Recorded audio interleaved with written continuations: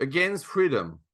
In the anti-Cold War period, freedom was associated to liberals. For Redmond, freedom was dangerous. The party had no need of any freedom, and it had a license to kill in order to fight against freedom movements. Communism was against freedom, but in its system, it was a victim of anti-communism. Now, after decades, it seems like a joke, but this black humor was in fact the core of the defense of all the totalitarian systems. Every one of those systems was always presented as a victim. Even if they made genocides, it was only because they had to protect themselves from the attacks. But the attacks came from the freedom fighters. A good example for that was the position of the United States.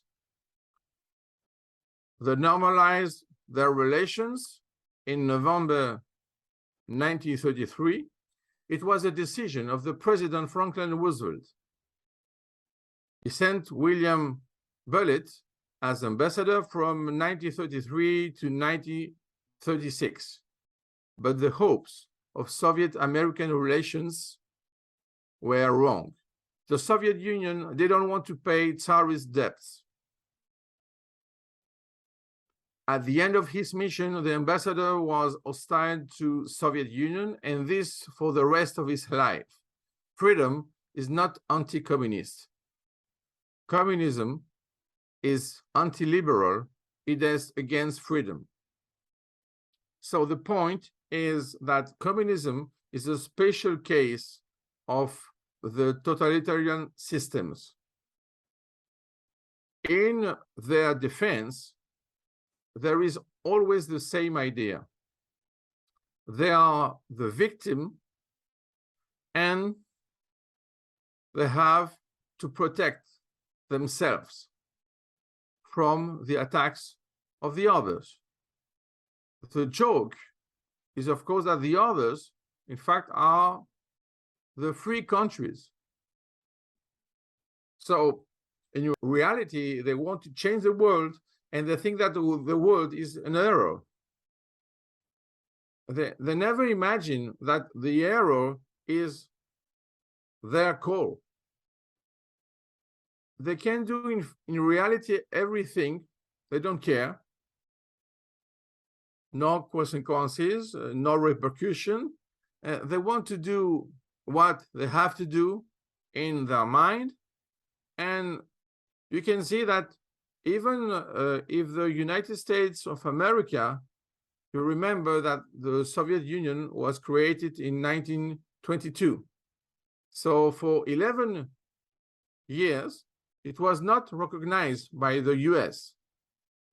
So the decision was done by Roosevelt.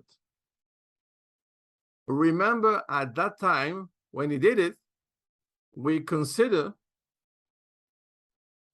that it was the open door for spies, because the relation was very easy. So they use it. The Soviets use it to put spies in the US. You see the gift. By the way, you see that they don't want to pay the Tsarist debt. Why? Because in reality, it's the past. So they don't care about the past.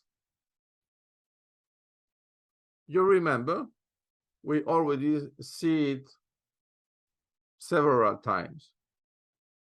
So you see that in reality, communism is not a victim. It's simply against freedom. But you don't hear very often the idea of anti-freedom. But all the time you hear what? Anti-communist, anti-communism, anti. This is the work of their propaganda. So they are in reality the anti-anti. So they use it to say that, you know, we are the victims and we have to protect our goal.